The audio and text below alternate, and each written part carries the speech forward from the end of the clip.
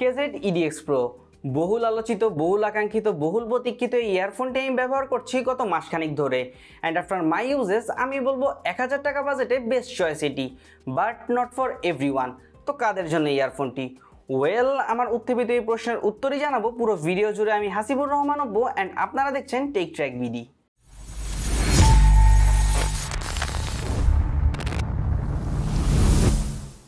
আমাদের আজকের এই ভিডিওটি স্পন্সর করেছে এখানে পাবো।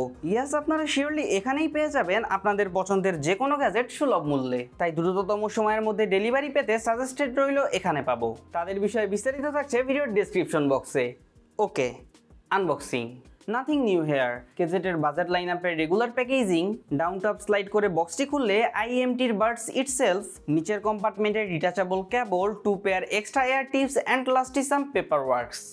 আমার মতে এই IEMটি নিয়ে এত আলোচনার অন্যতম কারণ এর লুকস অ্যান্ড ডিজাইন। সত্যি বলতে এমন অ্যাট্রাকটিভ লুক এই বাজেটে যে কারোরই নজর কাড়বে। ওয়েল, নজর কাড়ার সুযোগ না দিয়ে আমরাই বরং চলুন কাটাকুটি শুরু করে দিই এর বিল্ড, ডিজাইন অ্যান্ড লুক নিয়ে। কেজেড EDX Pro এর শেলের বিল্ড ম্যাটেরিয়াল হিসাবে থাকছে plastic and metal. Fully transparent শেলের মধ্য দিয়ে এর ড্রাইভারের শো অফ লুকস কুল। এই কুলনেস আরও ইনক্রিজ করে এর শেলের উপরের দিককার রাউন্ডেড মেটাল ডিজাইন, যার মাঝে থাকছে কেজেডের ব্র্যান্ডিং। এখানে আমার একটু বলার আছে, এর লুক ইনক্রিজ করতে এরা এর বার্ডসে মেটালের ব্যবহার করেছে, দ্যাটস ফাইন। বাট আমার মতে এর থেকেও বেশি ইম্পর্টেন্ট ছিল এর নজেল এরিয়াটা মেটাল বিল্ড করা। আর এর এই প্লাস্টিক বিল্ড নজেলে এই IEMটির সাথে দেওয়া স্টক এয়ার টিপসগুলো মোটেও আটকাচ্ছিল না। ইনফ্যাক্ট আমি IEMটি ইউজ করার দ্বিতীয় দিনই এর সাথে দেওয়া স্টক এয়ার টিপস হারিয়ে ফেলি। So in short, proper fit and better sound এক্সপিরিয়েন্সের জন্য সনির EP সিরিজ অর ফাইনালের এয়ার টিপসই রেকমেন্ডেড থাকবে আমার সাইড থেকে। বাই দ্য ওয়ে, লুকের পাশাপাশি এই IEMটিতে এর আগের ভার্সন থেকে আরও বড় একটি আপগ্রেড আনা হয়েছে, আর তা হচ্ছে এর 0.75 মিলিমিটারের 2-পিন কানেক্টরটি gold plated. Because of that it's provide a better cable connection, এবং একই সাথে আপনি যদি এই বার্ডসগুলোকে ব্লুটুথে শিফট করতে চান অর কেবল আপগ্রেড করতে চান, দেন এই gold plated interface surely come up with a positive impact. ওয়েলের বার্ডস নিয়ে তো অনেক আলোচনাই হলো, নিঃসন্দেহে এই আলোচনা আরও দীর্ঘায়িত করবে এর 5N OFC oxygen free copper কেবল।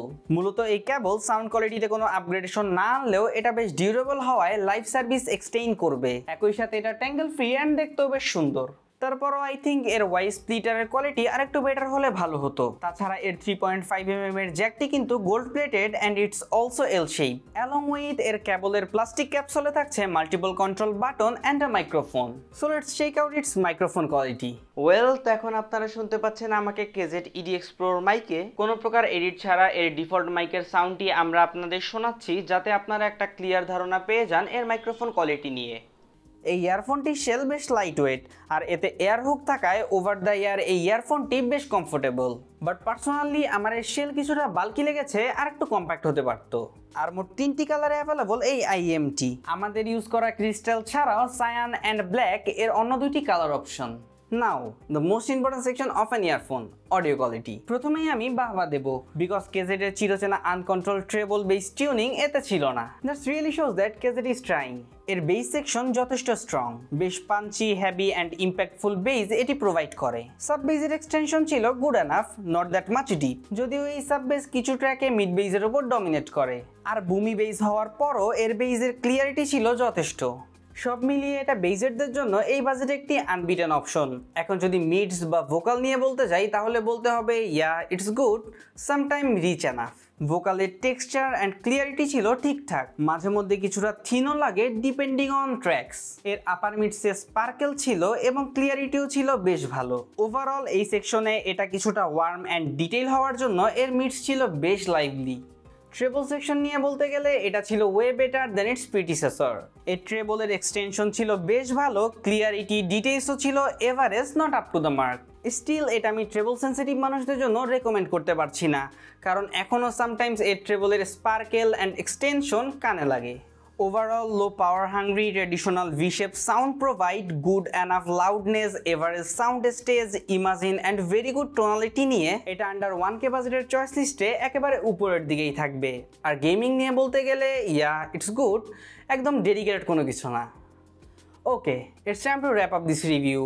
আমার মনে হয় আপনারা আপনাদের অ্যান্সারটা পেয়ে গিয়েছেন। আন্ডার 1K বাজেটের এই কিং ঠিক কাদের জন্য রেকমেন্ডেবল এবং কাদের জন্য রেকমেন্ডেবল না। এবং আমার মনে হয় আপনারা এখন আপনাদের ডিসিশনটা প্রপারলি নিতে পারবেন। এবং বাই দ্য ওয়ে 1000 টাকার বাজেটের আশেপাশে আরও দুইটি খুব ভালো চয়েস টিআরএন MT1 এবং রক অবসিডিয়ানের ইনডেপথ রিভিউ রয়েছে আমাদের চ্যানেলে, ঠিক এখানে এবং এখান থেকে আপনারা চাইলে দেখে নিতে পারেন, যাতে আপনারা আরও প্রপারলি ডিসিশন নিতে পারেন। আর তাছাড়া আপনারা যদি এই 3টি ইয়ারফোন বা এই বাজেটের আরও কোনো ইয়ারফোনের কম্প্যারিজন ভিডিও চান, তাহলে ইনশাল্লাহ আমরা সেই রিভিউ খুব শীঘ্রই নিয়ে আসবো। এবং আপনারা যদি চান তাহলে সেটা কমেন্ট বক্সে আমাদেরকে জানাতে পারেন। অনেক কথাই বলে ফেললাম, বিদায় নিচ্ছি আজকের মতো EDX Proর ইনডেপথ রিভিউ থেকে। পুরো ভিডিও জুড়ে ছিলাম আমি হাসিবুর রহমান অপু। ধন্যবাদ পুরো ভিডিও জুড়ে আমাদের সাথে থাকার জন্য। আজকের মতো বিদায় নেই। Still then, stay happy, stay cool and stay with Tech Track BD.